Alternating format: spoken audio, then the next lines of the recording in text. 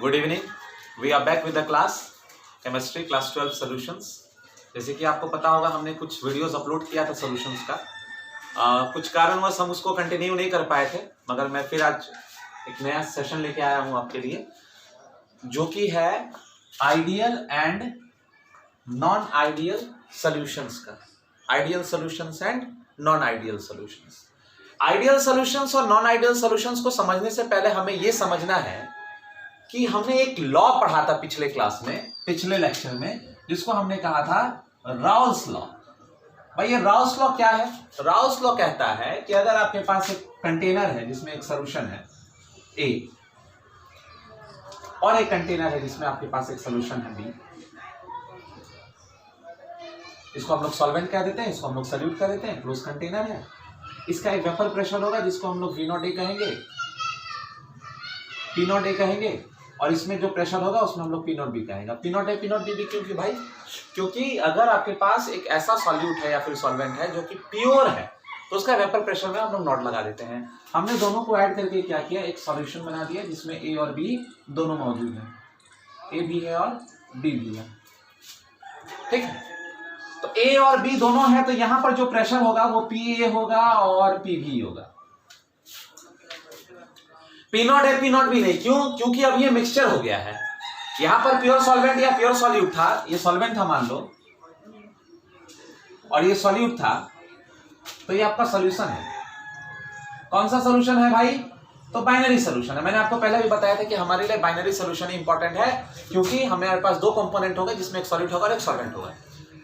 तो यहां पर जो प्रेशर होगा इस सॉल्यूशन, इस लिक्विड के वजह से, वोलेटाइल लिक्विड के वजह से, वोलेटाइल लिक्विड भी मैं बता दूं, वोलेटाइल लिक्विड क्या होता है? वोलेटाइल लिक्विड वो होता है जिसपे प्रेशर बन पाए, वेपर प्रेशर हो पाए, जिसका प्रेशर, वेपर प्रेशर जिसमें हो उसको वोलेटाइल कहते हैं, जिसका नहीं होगा उसको नॉन वोलेटाइल कहेंगे। मतलब जिसकी वजह से प्रेशर नहीं होगा, वेपर प्रेशर नहीं होगा, जैसे यूरिया हो गया, सुक्रोज हो गया, ग्लूकोज हो गया, उसकी वजह से।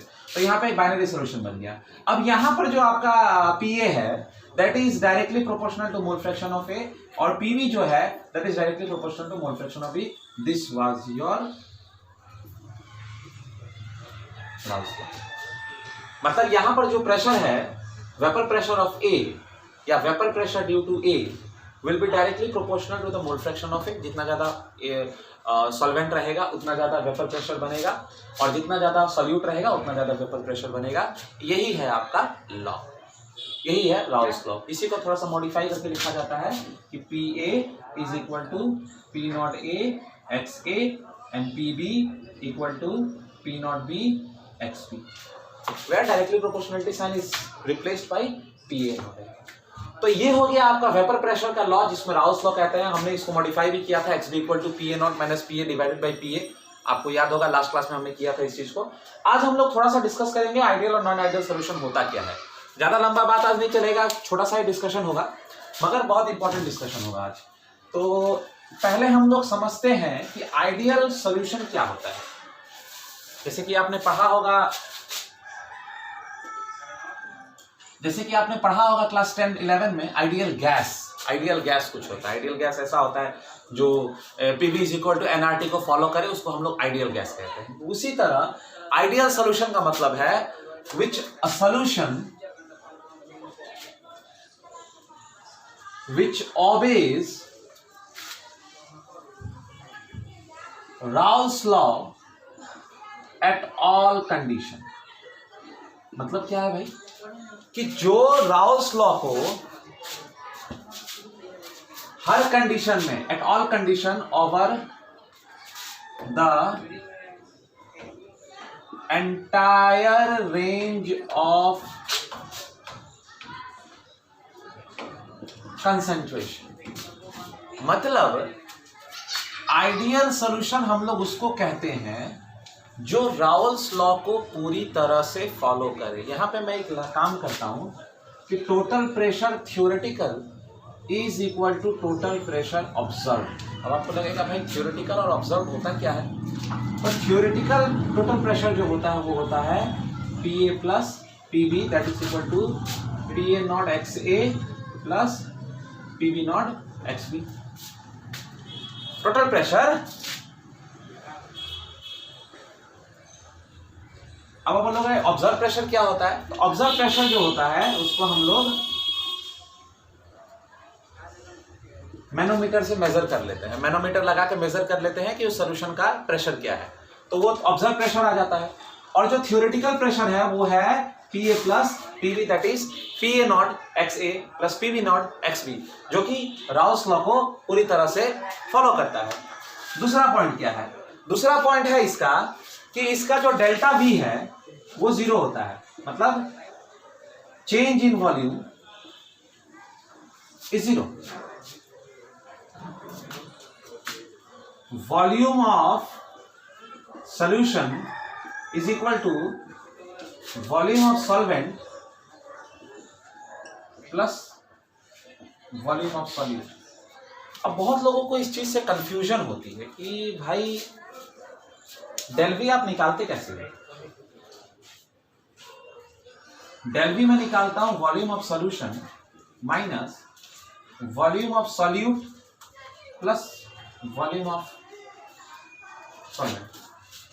This is the formula to calculate del V। del V का मतलब होता है चेंज इन वॉल्यूम क्या है। जैसे कि आपने पहले सबसे पहले क्या किया, आपने A लिया और B लिया और A और B को मिला के सॉल्यूशन बना दिया। तो ये हो गया आपका सॉल्वेंट, ये हो गया आपका सॉल्यूट और ये हो गया आपका सॉल्यूशन। तो चेंज इन वॉल्यूम का मतलब है कि जितना मान लीजिए आपके पास यहाँ 50 ml था, यहाँ पर 50 ml था और सोल्यूशन में आपको 100 ml मिल गया। अब आप बोलोगे ये तो बहुत बहुत नॉर्मल सा बात है कि अगर मैं एक तरफ 100 ml पानी लूंगा और एक तरफ 100 ml दूध लूंगा और दोनों को मिक्स करूंगा तो फाइनली मुझे 200 ml का सोल्यूशन मिल जाएगा।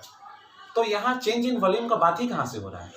तो चेंज इन वॉल्यूम तब होता है जब सॉल्यूट या सॉल्वेंट को जब आप सोल्यूशन बनाते हो तो जो इंटरमॉलिक्यूलर फोर्स ऑफ अट्रैक्शन होता है उसमें अगर वो intermolecular force of attraction weak पड़ गया या स्ट्रांग हो गया, जैसे मान लीजिए कि आपका A है और ये आपका B है, तो यहाँ जो है वहाँ AA है, यहाँ जो है वो BB है, मतलब there is a force of attraction between AA and there is a force of attraction between BB।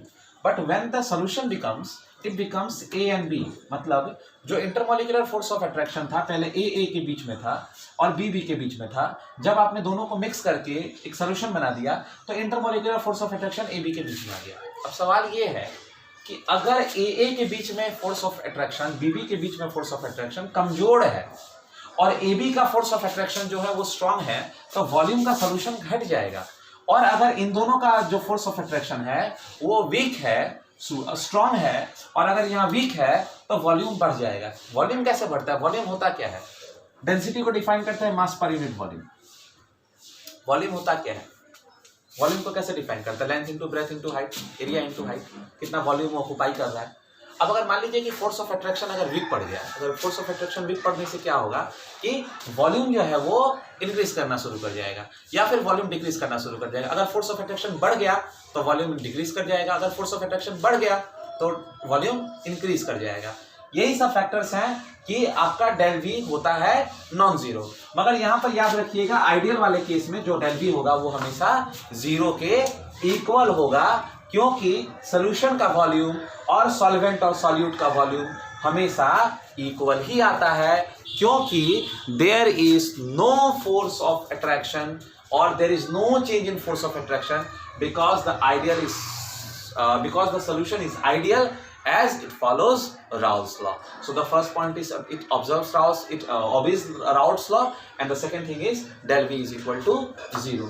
Now coming back to the third point.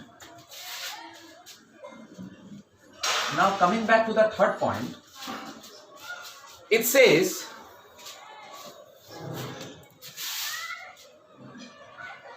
AA intermolecular force of attraction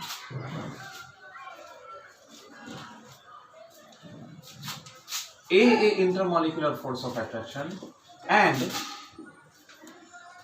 BB intermolecular force of attraction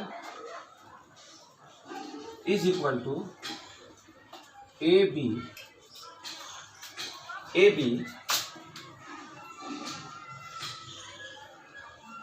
intermolecular force of attraction. Try करिए समझिए। जो ए intermolecular force of attraction है, जो आपके पास ए के बीच में intermolecular force of attraction है, और जो बी के बीच में इंटरमोलिकुलर फोर्स ऑफ अट्रैक्शन है, आप जब दोनों को मिला दीजिएगा तो जो ए बी सोल्यूशन आपका बनेगा, उसमें भी जो इंटरमोलिकुलर फोर्स ऑफ अट्रैक्शन होगा वो ए और ए बी के इक्वल होगा। इंटरमोलिकुलर फोर्स ऑफ अट्रैक्शन कभी भी चेंज नहीं करता है। इसके बाद चौथा पॉइंट आता है delta H of solution is equal to 0। अब डेल्टा एच अगर आप पहला बार सुन रहे हैं तो डेल्टा एच के बारे में आप समझ जाइएगा कि ये होता है change in enthalpy of solution. मतलब हीट निकल रहा है, हीट बाहर जा रहा है। जैसे कि मान लीजिए आपके पास ए था प्लस बी था, है ना, आपने क्या कर दिया, ए बी बना दिया। तो मान लीजिए कि आपने इसको ब्रेक किया होगा तब ना जाके नया बॉन्ड बना होगा। तो मान लीजिए इसको ब्रेक करने में 10 जूल लग गया, इसको ब्रेक करने में 10 जूल लग गया, मुझे नहीं पता है कितना जूल लग रहा है। तो जब ये आप बनाइएगा ना तो इसको बनाने में आपको 20 जूल लगेगा।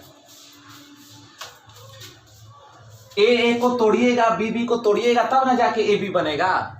तो ए को तोड़िएगा, जैसे कि मान लीजिए आपके पास शुगर है, आपके पास सॉल्ट है, तो शुगर और सॉल्ट को मिलाइएगा। जब आपके पास सिर्फ शुगर था तो इंटरमोलिकुलर फोर्स ऑफ अट्रैक्शन किसके बीच में था, सिर्फ शुगर के बीच में था। और जब आपके पास सॉल्ट था तो सिर्फ इंटरमोलिकुलर फोर्स ऑफ अट्रैक्शन किसके बीच में था, सॉल्ट के बीच में था। मगर जब आपने शुगर और सॉल्ट को मिला दिया तो वो शुगर और सॉल्ट के बीच में इंटरमोलिकुलर फोर्स ऑफ अट्रैक्शन आ गया। तो इससे क्या होगा, आपको पुराने बॉन्ड तोड़ने पड़ेंगे और नए बॉन्ड बनाने पड़ेंगे। ठीक है, जैसे कि मान लीजिए कि आप इंसान हैं, ह्यूमन बीइंग है, आप में कुछ ह्यूमन एक्टिविटी है, खा रहे हो, देख रहे हो, पढ़ रहे हो, आपको अचानक से एक नया बॉन्ड दिखाई दिया जिसको मॉडर्न डे में टिकटॉक कहा जाता है। तो जब आप वो ऐप इंस्टॉल करते हो तो आप इंसान से कुछ और बन जाते हो, मतलब आप समझ रहे हो ना। तो एक चेंज आता है उसमें, मतलब कि आप एक हाइब्रिड बन जाते हो, जिसको अगर लोकल लैंग्वेज में आप कहोगे तो एक अलग नाम दिया जाएगा, जो कि हमेशा हर जगह नहीं कहा जाता है। मगर जब आप वो ऐप इंस्टॉल करते हो तो आप वो इंसान से कुछ और हो जाते हो। आपके अंदर का जो बॉन्ड है ना वो टूटने लगता है। लड़के जो है वो लड़कियों की तरह बिहेव करने लगते हैं, लड़कियां जो है वो कुछ और बनना शुरू कर जाती है, तो वो बॉन्ड ब्रेक शुरू हो जाता है। आजकल आप देखना ज्यादातर लड़के आपको दिखाई नहीं देंगे, पॉपुलेशन लड़कियों का बढ़ रहा है या फिर कन्वर्जन रेट बहुत हाई है। तो ये भैया ये कन्वर्जन रेट है, ये कन्वर्जन रेट है। यहाँ एक बॉन्ड टूट रहा है, एक बॉन्ड टूट रहा है, नया बॉन्ड बन रहा है। तो जो पुराना बॉन्ड था उसको तोड़ने में इस ऐप ने मदद किया है। तो वही वो ऐप है, ये तोड़ रहा है, बना रहा है। मर्द थे, कुछ और बन गए, ठीक है ना। तो वही चीज है, बॉन्ड टूट रहा है, बॉन्ड बन रहा है, नया बॉन्ड टूटेगा, पुराना बॉन्ड जो है वो ब्रेक कर जाएगा, नया बॉन्ड अपना बन जाएगा। अब सवाल ये है कि जब पुराना बॉन्ड टूटता है और नया बॉन्ड बनता है, ठीक है, तो टूटने के टाइम में कुछ एनर्जी रिलीज होता है, और जब वो बॉन्ड बनता है तो उसको एनर्जी चाहिए उस बॉन्ड को बनने के लिए। अब अगर जितना एनर्जी वो तोड़ने के टाइम में रिलीज किया है, अगर उतना ही एनर्जी से बॉन्ड, नया बॉन्ड बन जाए तो हमें बाहर से एनर्जी लेने की जरूरत नहीं है। अगर मान लो कि हमारे पास 2 बॉन्ड है और उनको तोड़ना है, हमें तोड़ के नया बॉन्ड बनाना है, रिस्ट्रक्चरल फॉर्म करना है। अब अगर मान लो कि 20 जूल दोनों में निकल गया और 20 जूल में नया बॉन्ड हमारा बन गया, तो आपको लग रहा है कि कुछ नया एंथैल्पी देने का जरूरत है, मतलब आपको कुछ एनर्जी देना है, हीट देना है, हीट छोड़ना है, हीट निकालना नहीं करना है। इसलिए डेल्टा एच जो है वो सॉल्यूशन का 0 हो जाता है। यहां एक लाइन लिख लीजिए, there is no change in magnitude of the attractive forces, magnitude of the attractive forces in the two components present, in the two components present। तो ये जो 4 पॉइंट थे, ये 4 पॉइंट हमें बताते हैं कि आइडियल सॉल्यूशन क्या होता है। मगर यहां आप एक बात नोट में डाल के लिख लीजिएगा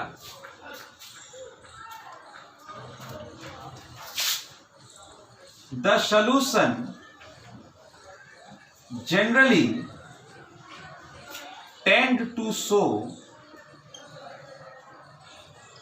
ideal behavior when they are, बहुत इंपॉर्टेंट बात, वेरी इंपॉर्टेंट, कि सॉल्यूशन जो है वो आइडियल बिहेवियर तभी दिखाएगा जब आप उसको डाइल्यूट फॉर्म में रखोगे। अगर आप उसका कंसंट्रेशन बढ़ा दोगे तो प्रॉब्लम होना शुरू हो जाएगा। इसका कुछ कुछ एग्जांपल्स हैं, मैं एग्जांपल बता देता हूं आइडियल का। आइडियल का जो सबसे बड़ा एग्जांपल है वो है बेंजीन और टॉल्यूइन। बेंजीन एंड टॉल्यूइन, इन दोनों को अगर आप रखिएगा तो आपको एन-हेक्सेन और एन-हेप्टेन, हेक्सेन एंड हेप्टेन। आप एक चीज देखना, they have almost same molecular mass. ये भी बहुत इंपॉर्टेंट फैक्टर है। देखो, आइडियल होने के लिए सबसे पहला बात तो ये है कि आइडियल कोई है नहीं। ना आइडियल इंसान है, ना आइडियल जानवर है, ना कोई चीज आइडियल है, ना कोई सोल्यूशन आइडियल है। कोई चीज आइडियल है नहीं, थोड़ा सा तो डेविएशन कर ही जाता है, कोई परफेक्ट नहीं होता है। उसी तरह यहां भी परफेक्ट नहीं होता है, आइडियल सोल्यूशन बनता नहीं। अब अगर आपको आइडियल सोल्यूशन बनाना भी है तो पहला चीज आपको ध्यान में रखना है कि वो डाइल्यूट होना चाहिए। कंसंट्रेटेड करोगे तो आइडियल नहीं होगा। दूसरा चीज आपको ये देखना है, जैसे कि मान लीजिए आपने बेंजीन और टॉल्यूइन ले लिया। बेंजीन, मुझे उम्मीद है आपको पता होगा बेंजीन क्या होता है।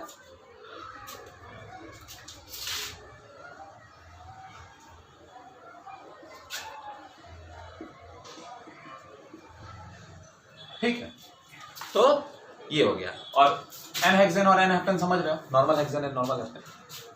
इनका मॉलिक्यूलर मास सेम होना चाहिए। मतलब जो आप सॉल्यूशन बनाना चाह रहे हो, सॉल्यूट लेके और सॉल्वेंट लेके जो आप सॉल्यूशन बनाना चाह रहे हो, उनका मॉलिक्यूलर मास लगभग सेम होना चाहिए। तो इनको हम लोग आइडियल गैस कहते हैं। अब आगे चल के हम लोग नॉन आइडियल गैस देखेंगे।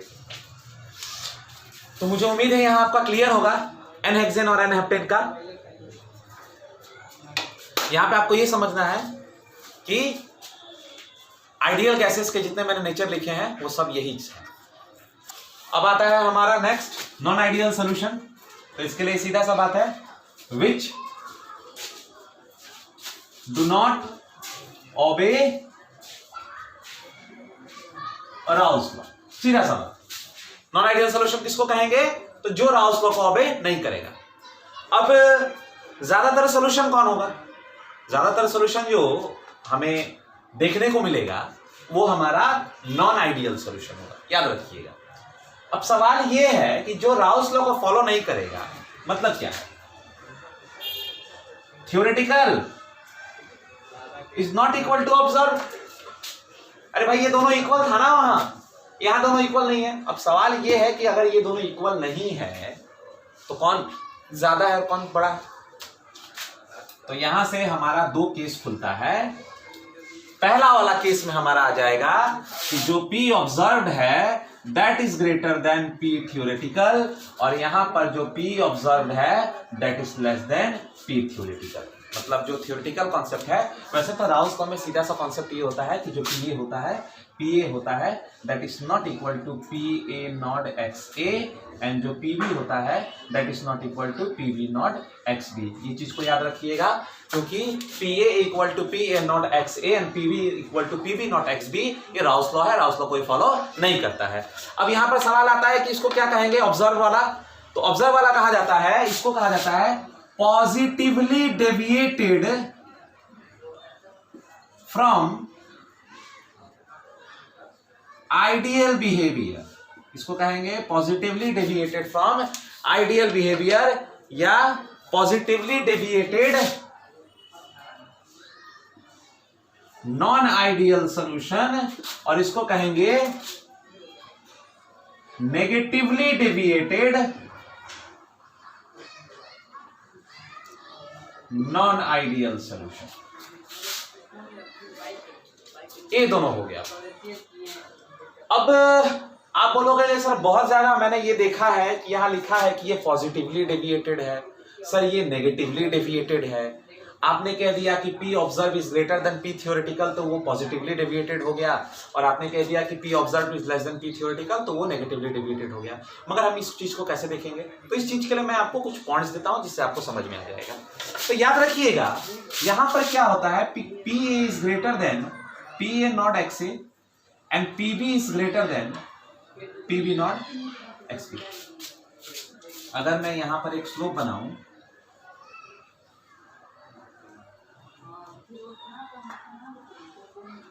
मोल फ्रैक्शन, आपको याद होगा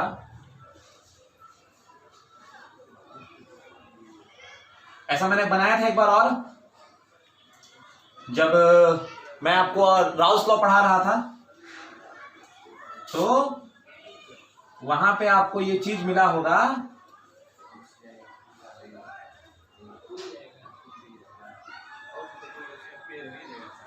ठीक है, ऐसा था एकदम एग्जैक्टली यही था, यही वाला ग्राफ था। अब देखिए इस वाले केस में क्या होगा कि PA जो है, ये वाला PA था आपका, याद होगा आपको, और ये वाला आपका PB था। PA जो है वो ये ट्रेंड फॉलो नहीं करके ऐसे कुछ दिखाई देगा, ठीक है, और PB जो है वो ज्यादा है PB नॉट XB से, तो वो कुछ ऐसे दिखाई देगा। अब ये वाला भी ऊपर बढ़ गया, ये वाला भी ऊपर बढ़ गया, तो जो आपका टोटल होगा कुछ ऐसे होगा। जो ये डॉट है ये दिखा रहा है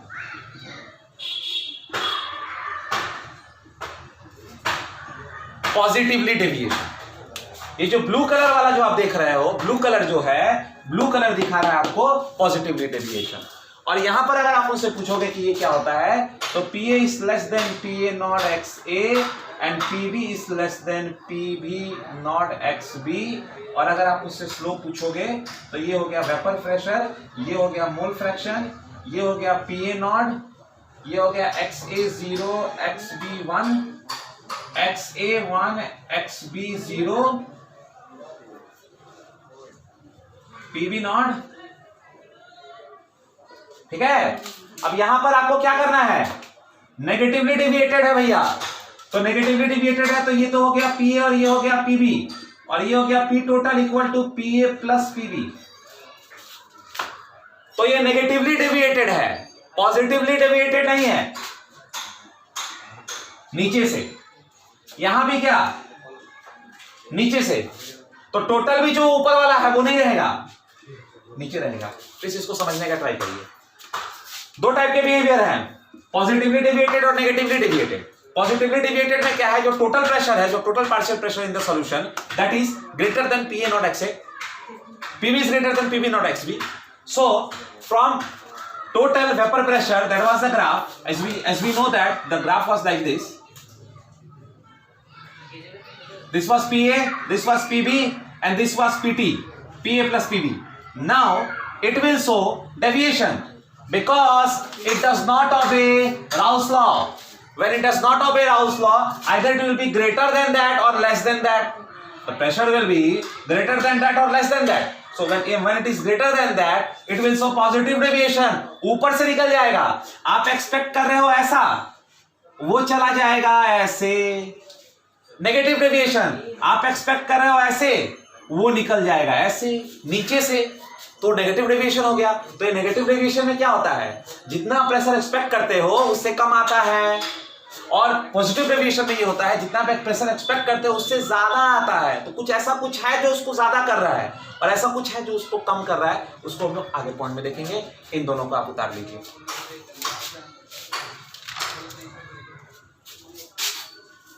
मैं इसको मिटाता हूं यहां पर। पॉजिटिवली डेविएशन और नेगेटिवली डेविएशन वाला अभी आगे चलेगा, पॉजिटिवली डेविएशन और नेगेटिव डेविएशन वाला अभी आगे चलेगा। पॉजिटिव डेविएशन में याद रखिएगा P ऑब्जर्व, सॉरी मिट गया, theoretical P observe less than P theoretical, positively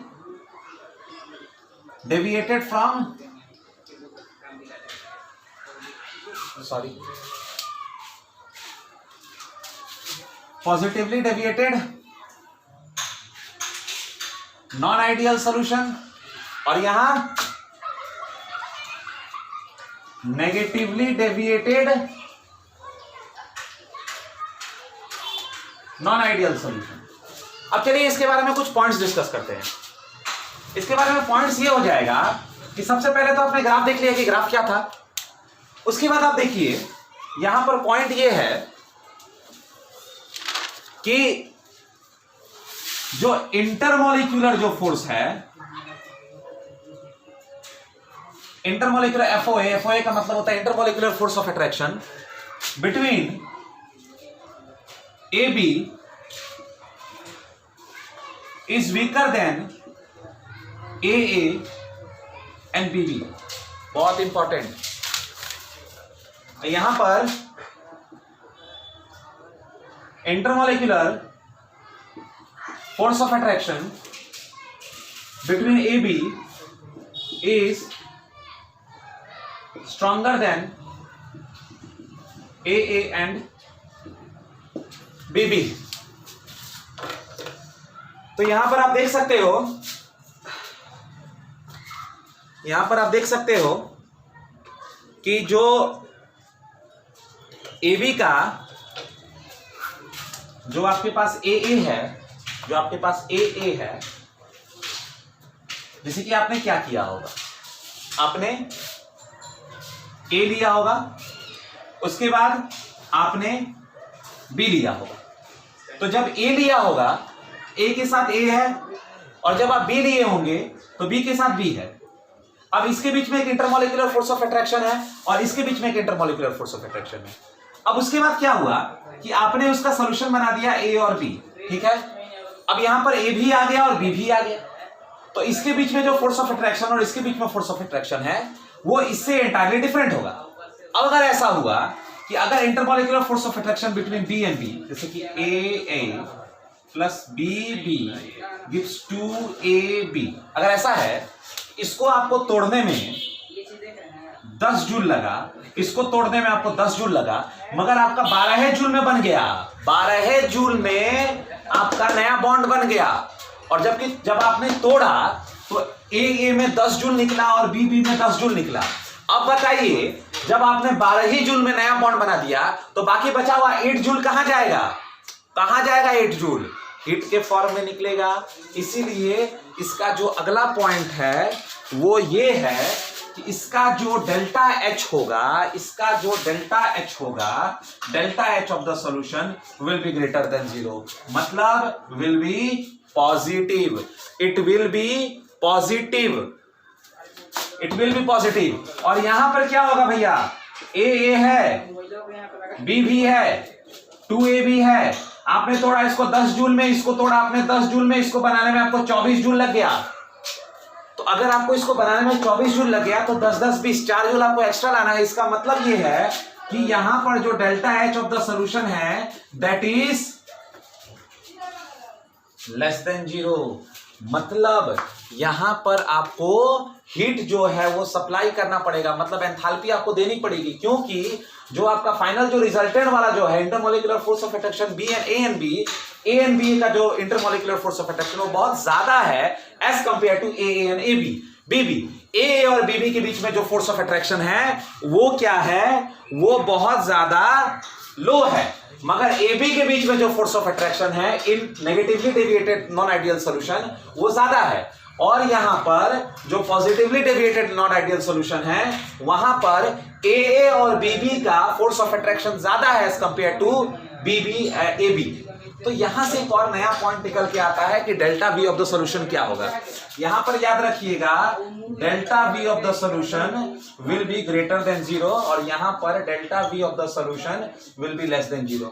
अब यहां पर क्वेश्चन उठता है कि delta V of the solution greater than 0 क्यों होगा, क्योंकि AA और BB के बीच में फोर्स ऑफ अट्रैक्शन है, मगर जब वो AB बनेगा तो उसके फोर्स ऑफ अट्रैक्शन कमजोर पड़ जाएंगे। अब अगर फोर्स ऑफ अट्रैक्शन अगर कमजोर पड़ जाएंगे तो उसका वॉल्यूम ऑफ द सॉल्यूशन भी तो इंक्रीज करेगा। और यहां पर जब AA है और BB है तो AA और BB के बीच में वीक फोर्स ऑफ अट्रैक्शन है। जब AB आएगा तो फोर्स ऑफ अट्रैक्शन बढ़ जाएगा। अब जब फोर्स ऑफ अट्रैक्शन बढ़ जाएगा तो मॉलिक्यूल्स जो हैं वो नजदीक आने का प्रयास करेंगे। तो जैसे कि आपके पास पहले जो सोल्यूशन था उसके मुकाबले वॉल्यूम ऑफ द सोल्यूशन जो है वो डिक्रीज कर जाएगा। यहां पर मॉलिक्यूल्स रिपेल कर रहे हैं, यहां पर मॉलिक्यूल्स रिपेल कर रहे हैं और यहां पर मॉलिक्यूल्स अट्रैक्ट कर रहे हैं, क्योंकि अट्रैक्टिव फोर्स जो है वो बढ़ गया है। इसीलिए मॉलिक्यूल्स रिप्लेस होने का कारण, अब यहां देखिए delta H of the solution is greater than 0,